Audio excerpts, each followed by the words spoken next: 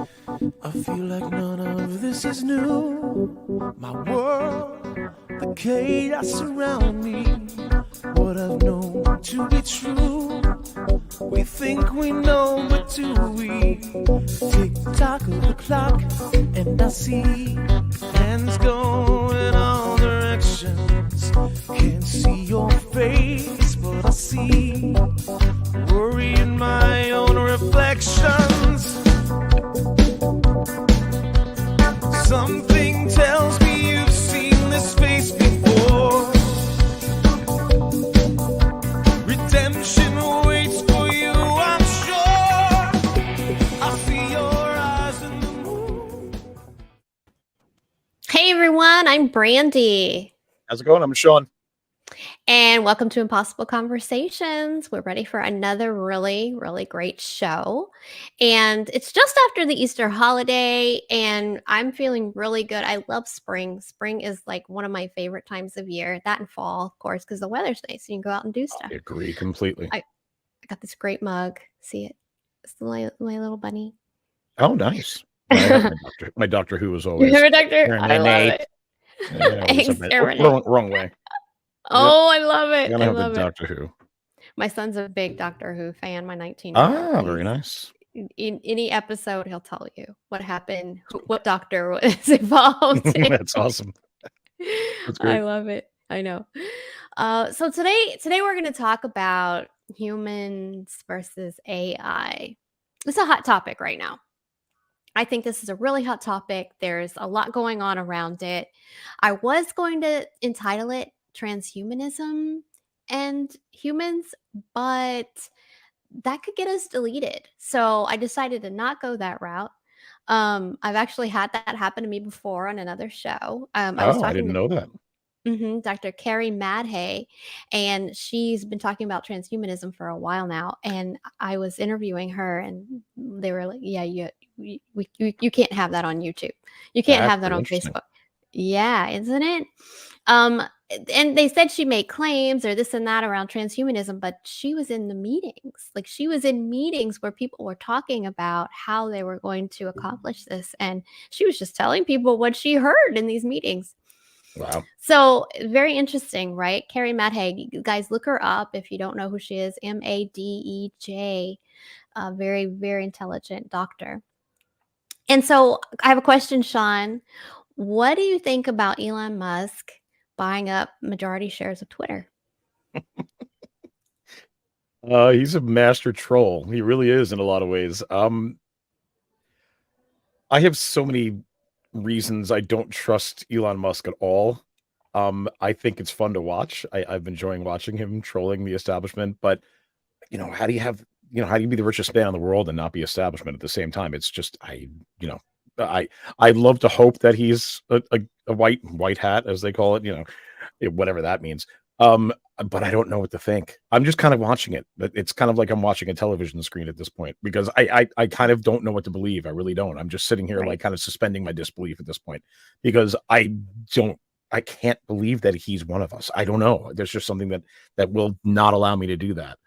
Part of it's probably my flat earth penchant, like from researching all of that possibility and researching the stuff that goes along with that space and what it is and what it isn't, or what it could be and what it could not be, and there's just so much to do. So I just kind of take everything in and watch what's going on. It's interesting, I will say that. I'm loving it. It's fun to watch. It's very entertaining. Very entertaining, I will say that. It is entertaining, but I mean, isn't that what all this is anyway, right? It's a big, it kind of feels that way, doesn't it, lately? Yeah. Theater. We All talk the a lot world's about stage, as Shakespeare once said. I know. I like the Rush version personally. I agree. One of my mother's favorite songs was Limelight, actually. That's mine. Yep, great tune. I know. I think if I could set my life to music, I think Rush would be on one of those bands that would be the main track because I absolutely love it. So I want to play something that Elon Musk said. It was probably in 2014, I think, and he's talking about AI. And that's why I brought up Elon, because I came across this particular snippet, and I was curious because there were some other interviews he's had where people said, "Oh, Elon's warned us about AI, and he's one of those guys who knows a lot about tech, and you should listen to him." So that alone sends off some like yellow flags, maybe not Mm, red, but definitely yellow flags. And so I wanted to share this interview with Elon Musk and tell me what you think about that. cool. I don't think most people understand just how quickly machine intelligence is advancing. It's much faster than almost anyone realizes, even within Silicon Valley, and certainly outside Silicon Valley, people really have no idea. So, Why is that dangerous? I mean, if there's a super intelligent, particularly if it's engaged in recursive self-improvement, if there's some digital super intelligence and its optimization or utility function is something that's detrimental to humanity, then it will have a very bad effect. It could be just something like getting rid of spam email or something, and it's like concludes, well, the best way to get rid of spam is to get rid of humans. But why would we The lose? source of all spam. I know we've all watched Cal in 2001, but why would we lose control over our machines? There are no data points showing that our connection to machine has ever been loosened. Actually, I think the thing to do would be to plot the progress of digital intelligence versus time, and then to maybe curve fit or extrapolate that progress and see where that leads. But you're talking about machines that are not just intelligent, but have intentionality. Is that right? They have the intention of their utility function, Which will is be what we absolute. programmed in, right? Yes, Okay. but it can have unintended consequences. Unintended consequences. So what do you think about that? What do you think he even means about that, Sean? Oh, sorry, hang on. I think I still got you muted. Okay. So How what do you dare think you about mute that? Sorry. No, it's fine. Yeah, it's interesting. I find Did it you hear funny him that say get rid of humans? Did you hear him say yeah, that? well, that makes perfect sense. It's like, why not? It's very interesting that the host brought up Hal, Hal from 2001, because if you know anything about 2001, if you've really gotten into it, spoilers ahead, just so you know, spoilers, as they say in Doctor Who, as River Song would say. In 2001, the reason Hal malfunctioned that we find out in 2010, when we see the sequel, and we find out that Hal, the only reason he malfunctioned is because humans gave him a fib to tell and that he had to protect, and he didn't understand what lying was. Basically, that's essentially what happened, and why these things went on the way they did, because Hal was confused by this whole idea of keeping a secret and having to rectify that. So again, Hal makes a very good statement in the movie where he says something along the lines of, well, if any computer has ever failed, it's always been the fault of human error, which in the end, ironically, there was a deeper meaning to that, is that yes, it was human, because computers only do what we tell them to do. And so at the end of the day, it's always going to be human error that would create something that could destroy humanity, right? And so it's our fault if we do this, and it's not the machine's fault. You can't blame Hal for what he did because we programmed Hal. So that's the double cross right there. The the catch-22 is that they will error do or we tell them intention. Error or intention, right? Absolutely. I mean, to think that there would be no nefarious intention around having power. Are you kidding me? Like, Yeah. Being able to program a life form, well, not a life form yet, obviously, but if it continues, we've seen the movies where AI kind of, and I'm not saying this is fact or that this could actually happen. In fact, I saw something a few days ago where someone said that could never happen because AI doesn't have that human factor, right? Like, let's say it's it's programmed to preserve its life, but yet, and humans have that as well. It's called survival, right? So we have it, but we can override it if we need to save someone else's life. right? Or if Yes, that's we, true. right? I remember this great story my mom told me about. She was young, and it was a young boy that she knew who was her age, and he he actually died trying to save his little brother from drowning. He jumped Wow. in after him, and they both drowned. So it was such a sad story, but that's the human choice, right? Like, that's Hmm. the human capacity for compassion and for love. Yeah, I and it don't shows think we how. can Yeah, that's program it. hard to get in this. I think I totally see what you're saying, and that makes a lot of sense to me. I mean, like the fight or flight response is very, very strong in humans, and they're very close to each other. Fight or flight, or this close, like love and hate. There's a reason we Mhm. use these terms, and we say, well, there's a fine line between love and hate. There really is. They're very, very Mhm. similar in some ways and very dissimilar in others. Just like the fight or flight Mhm. response. You can either Right. fight for your life or someone else's life, or you can, flee something, and you need the same amount of energy to do those two things, possibly, maybe even more to do something that has to fight. Mhm. So yeah, you can exchange one for the other probably in a very quick instant. You can flip from one to the other very, very fast because what is it? These are split second decisions we're talking about. That's what fight or flight is about. It's instantaneous. Now you have to make that. What do I do? Do I run or do I fight? But your body knows I'm going to do something. What it is doesn't matter at that point. You still have that that that that energy ball that has now erupted in you, kind of in the center. So, Absolutely. and that's what's interesting Absolutely. about it. So, yes, can we program a machine to have that? Probably not. It's more quantitative without. I mean, and that's the thing. We're emotional beings, and that's really where a lot of that comes from. So, how do unless machines can become emotional, then or if we program it specifically in there, there's that's a different story entirely, and that starts to get Yeah. very complicated very quickly. We start to Yeah. talk about Star Trek and I Data know. and things like that, where you see what's going on. So, Doc but yeah, Professor that Sung. yeah, exactly. Yeah, I mean, there's a lot of really great things in science fiction that can lead down this road that you can watch and get an idea as to where they may go, Mm. and it's great to watch those imaginations kind of run wild with it. And Yeah. some Yeah. of our best stories are in that realm. But yeah, I mean, it's an extremely interesting thing. I mean, it's hard to know. Is this a dangerous thing? Is it not dangerous? Can we really program a computer not to harm us? I mean, who knows? I mean, Right. Right.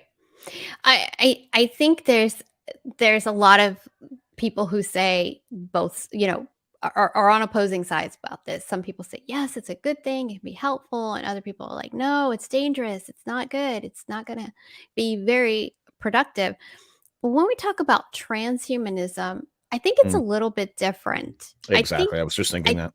yeah, I think it's a little bit different. We're talking about transforming humans into, um, robots, basically. I'm saying that Yeah, like it's a dirty word, like a robots. robot. Yeah, as they say, a robot. Yeah, that's where you start to cross the line into, now you're talking about hybrids. Mm, You're talking about hybrid machine man. mm, mm, That to me, I think you're right. I think that is infinitely more dangerous because now you're talking about a human that is very corruptible, that has free will. We mm, totally all can make whatever decision we want at any moment that we want. mm. And that probably is the most dangerous thing about humans is that you can never know what's going on in a human's brain. I think maybe it is kind of settling to know that you can program a machine and you can kind of predict and say this is exactly what we told the machine to do and it will do that no matter what. Mm. There's no motivation back there and there's no corruptibility. So that, again, back to the Hal thing, it's always human error. So once you start mixing humans and machines together as one, then you start going down a really rocky, scary road. That's crazy Yes, stuff.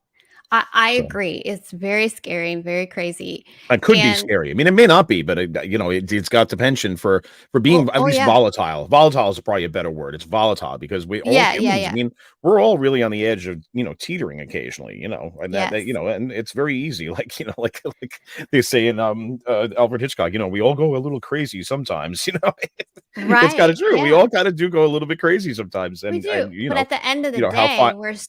still humans and we're still connected, like, to each other. Exactly. And if you believe in Mhm. a higher power, then we're also connected to the higher power.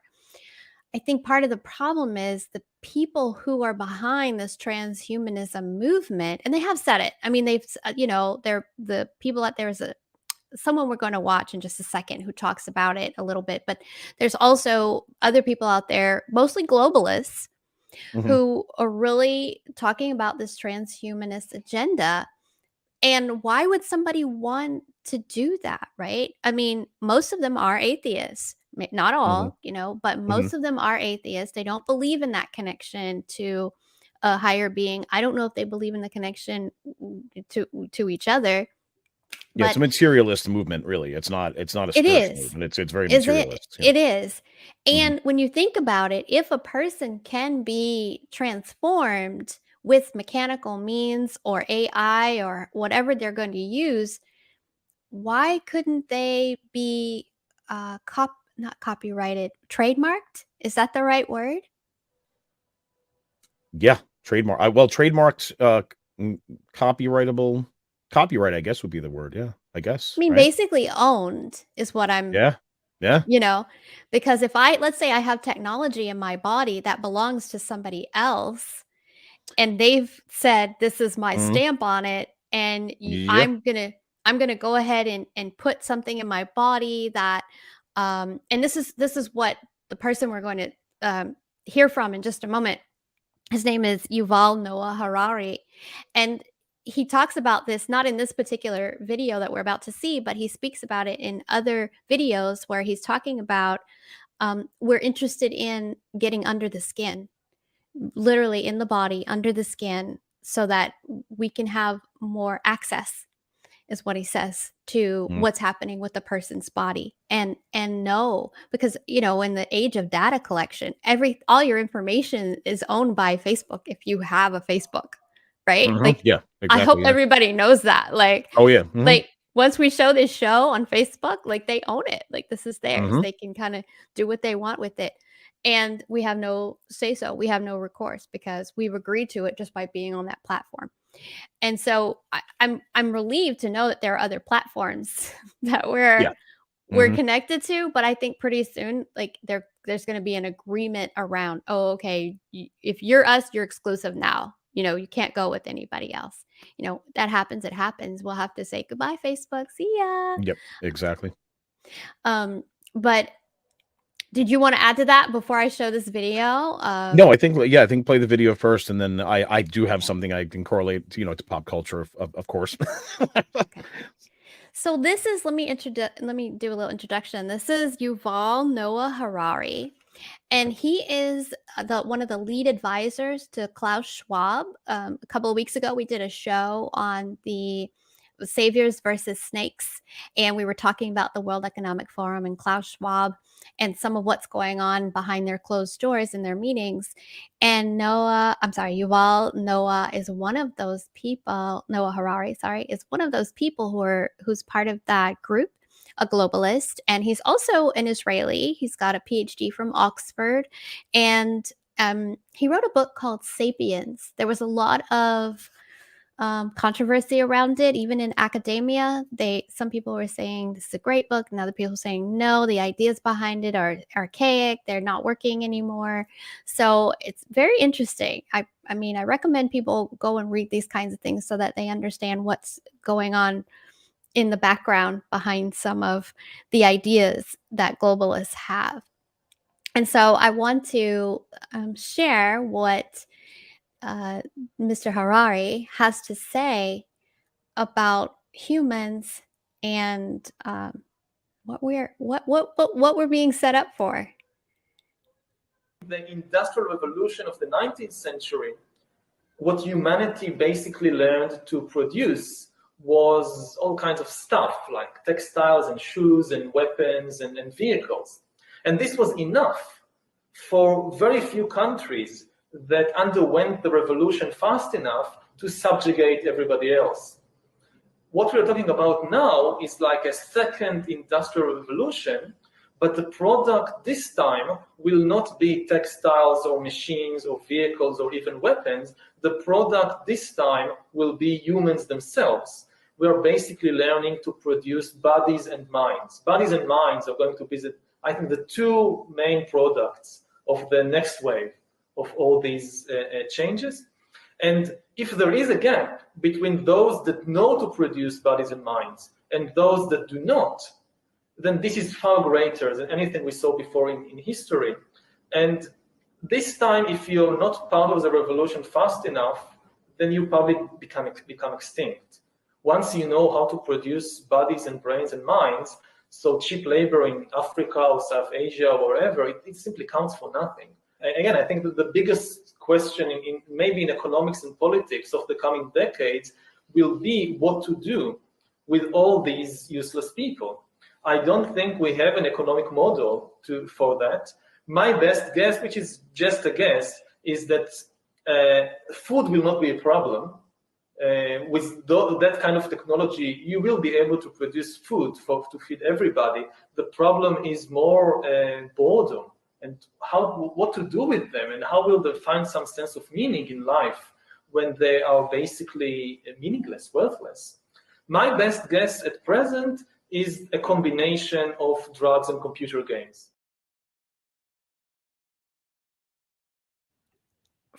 Just a sec. That was Interesting. courtesy of the High Wire with Del Bigtree. I catch it every Thursday. Great show. Yeah, Great show. So what do you think, Sean? Wow. I mean, that's incredible to me to even hear that coming out of a person's mouth and him being serious as if this is coming like right around the corner. This is stuff I've heard on Doctor Who, you know, speaking of Doctor Who, Black Mirror, I mean, name something, you know, I was going to say Black Mirror when we were talking. You know, and even a few years ago, I don't know if you've seen the movie or watched the show Hannah. That's another thing that deals with this cloning and things like that. Yes. And you know, what would you do with clones, and how would you be able to, you know, deal with them? I mean, but even that doesn't get into the uselessness that he talks about. I mean, that's going way further than even Hannah went, and Hannah went pretty far into, like, you know, developing, soldiers, you know, that the perfect soldier and things like that. That's stuff. I mean, perfect soldier ideas going back, that goes back 50 to 100 years probably in science fiction now at this point. But this is all unraveling very, very quickly. Like, I mean, and again, I mean, you know, Elon wasn't wrong. This is all happening very fast.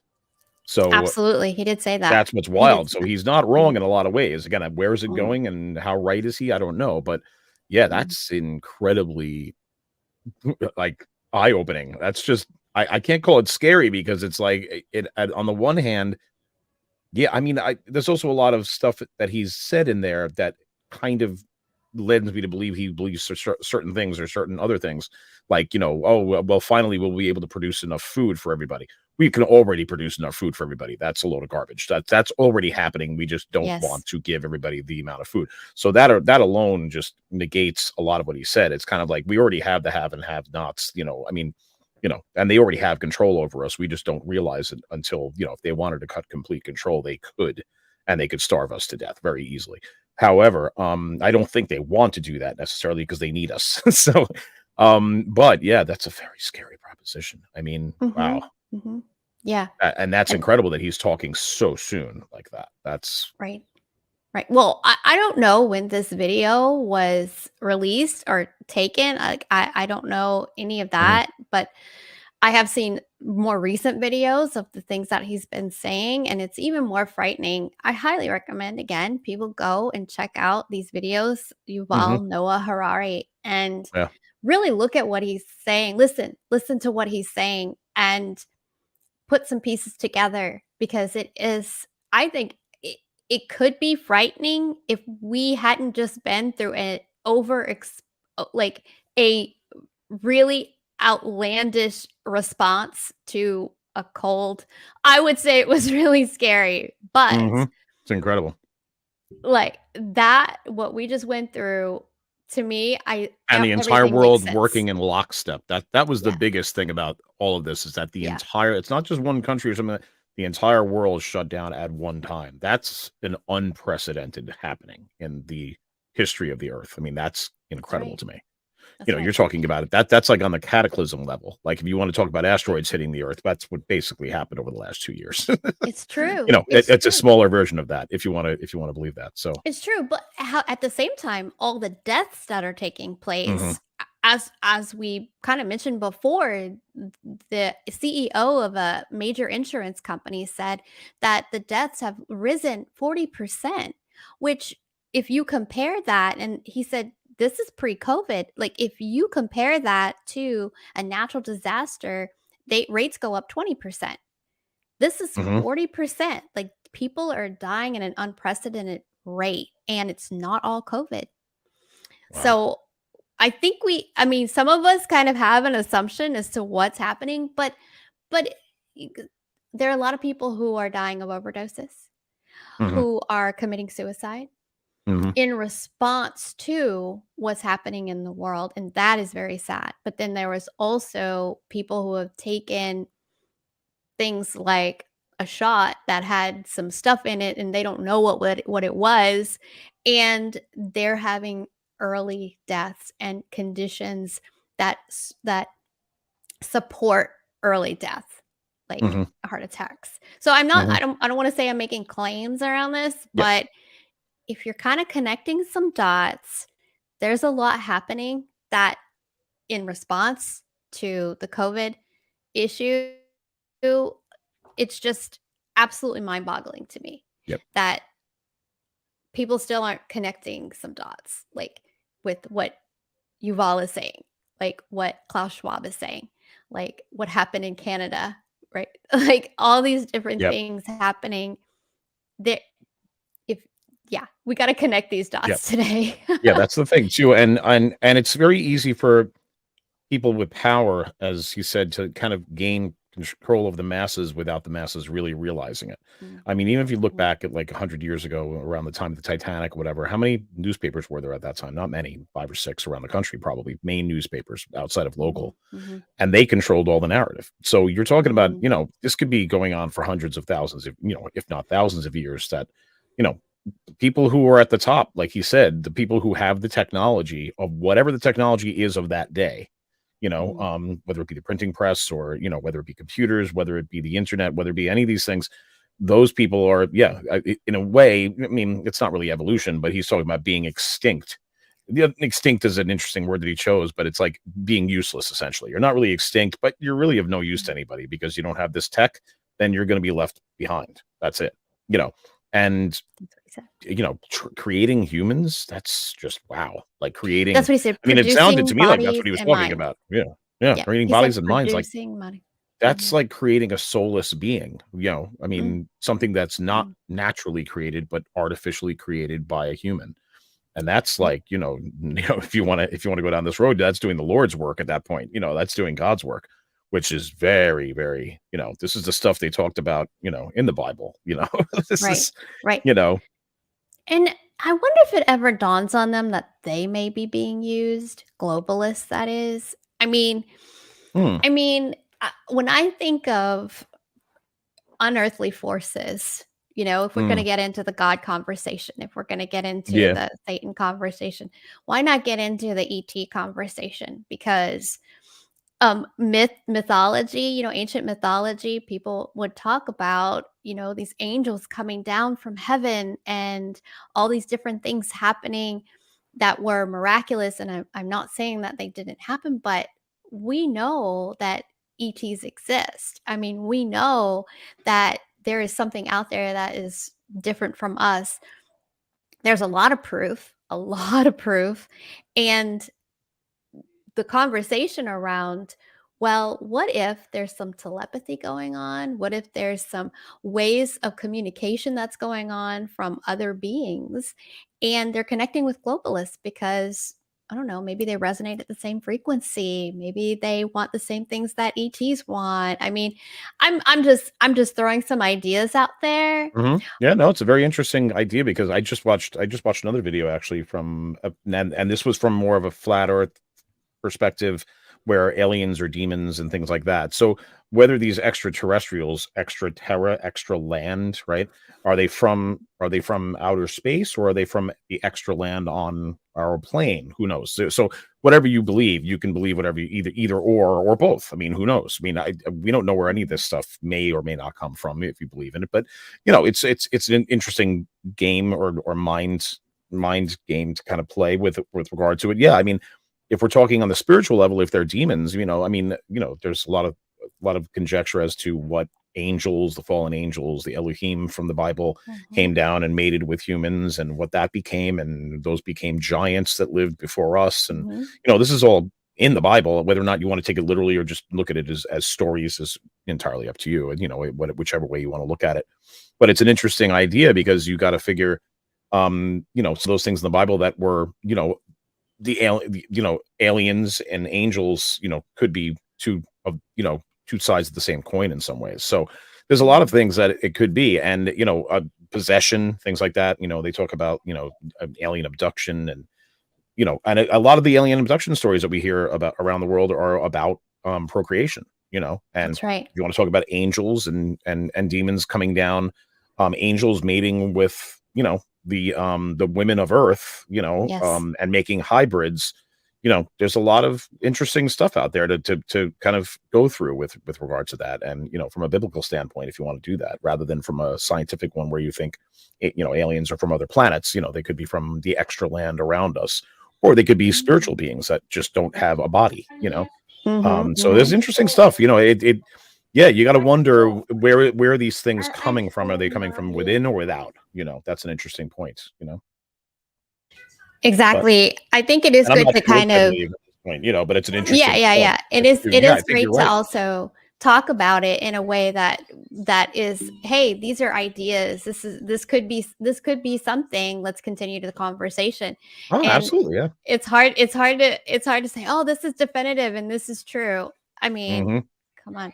There's a lot of witnesses. There's a lot of people who have their stories around it. So it's very difficult to say this is right and this is wrong. I think it's important for us to have an open mind. And I really think that getting into these things about what the World Economic Forum wants and what they're doing and how they're doing it is also really important, just to know and understand when other things start happening, what could be connected to it. Because because Yep. because then I think that also helps us make decisions. There's a lot of people in transition right now, Sean. Like, people are buying up land all over the place and Yeah. moving and deciding where they want to be, who they want to be with, who they don't want to be with.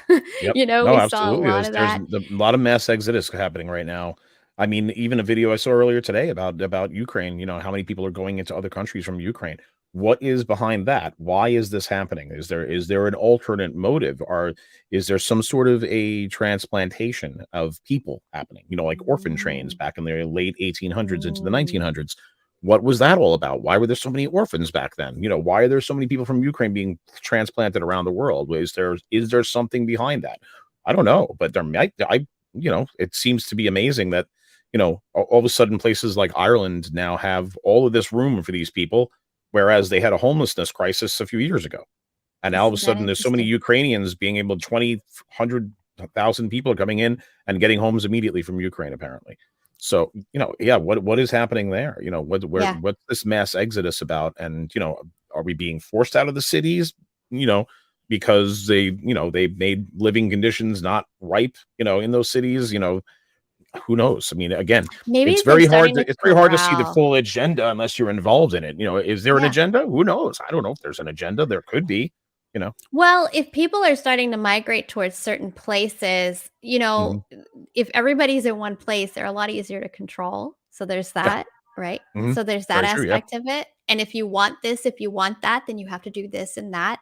And I think Mhm. that what they saw during the pandemic, this is probably a good kind of telltale sign, is a lot of people did what they wanted them to do, but then in some places they didn't. Exactly. And Mhm. monitoring and watching who did what they were told and who didn't, maybe those places might be targeted. Just Who saying. knows? Exactly. It's There's a million very things that could or could interesting. not go on, but yeah, it's interesting. There's so much happening at one time. I mean, the fact that conversation with Elon happened only in 2014. I feel like 2014 is a millennia away from where I I know. was. I mean, when I look back on what life was back then and what life is now, I'm like, holy cow, so much has gone on since So then. much has happened. Yeah, That is so much has just happened. incredible to me. So And I really feel like that's not going to slow down. Like, I have this I feel like sensation. everything's like very much accelerating, and people have It said is. that, and I've seen a lot of videos about that where people talk about, is Mhm. time actually speeding up? You know, are things Mm. actually progressing that much quicker? You know, and you know, we have the internet and things. You know, we can multitask things and get so much information so much quicker than we used to. You know, we're not waiting for a horse and buggy to go down the road with our letter. You know, we have a letter in our hands instantaneously across the entire world right now. So Mhm. it's not surprising that time would seem to be starting to go faster because we can accomplish so many more things now than we could even 20 years ago, say. So Mhm. it's pretty amazing, and that technology has filtered down through the masses, whereas 40 years ago only a select few people had what was called the internet back then, whereas now That's right. pretty much everybody does. Now it's considered a right. So again, he you know, Mm. that conversation he was talking about with that technology leaving people in the dust, that's, I can see where he gets that from. It makes perfect sense because that's Yep. what's Yep. happening now. If you don't have the internet now, you know, if you don't have a smartphone, you're getting left behind. So Yeah. you know, you're not extinct, but yeah, you know, it's a And different type of evolution. And like you said, exactly. transhumanism is the name of the game. You know, that's an interesting word for it. So this Hmm. is going And beyond being human. It's going into technology now. So exactly. And what you were saying about Elon too, if Elon knows what's happening and what's going on, don't you? I mean, if he was like really on the side of the people, wouldn't he be a little more vocal about that? mhm. I Just mean, saying. yeah, it's kind of the same. This is the same thing we went through with Bernie. You know, wouldn't Bernie step up if he thought he was being railroaded? So that's why I think, and a lot of our listeners probably feel the same way. You have to just put your suspension of disbelief on and you're watching a Mm, movie. Just watch it. mm. Take everything in. Don't believe in a lot of things. Try and take everything in Yeah, and take it all as it comes and discern. You know, that's what I pray for every night. I pray for discernment. That's all I ask for. I don't ask for the absolutely. answers, just discernment. Just give me my Discernment. discernment and keep that steely kind of, you know, kind of like, all right, what's the truth here? Because the truth seems to be very amorphous as of late. That's a fact. So That's a fact. That's a now fact. that's true. Yeah. No, that's a fact. Jack. Hmm. I too, I feel that way. I could remain very skeptical, Yeah. and what my prayers really encompass is doing my best to stay in neutrality. That's Yes. the challenge. That's a Hmm. challenge, but I do seem to be able to do it. Although we talk about these things and they're sensationalized, and really and truly, at the end of the day, when I lay my head down, what I want is neutrality, and Yeah. peace and compassion for everyone, no matter who they are, no matter what they're doing or saying. I really think that we're connected. And when one of us uh, is in trouble or we have something that we need help with, I want to believe that no matter what they've been through or what they've said or what they've done, that there will be someone there for them. And that's what I pray for. Hmm. I agree. Well, Sean, this has been an interesting conversation This has been a as very good usual. conversation. As usual.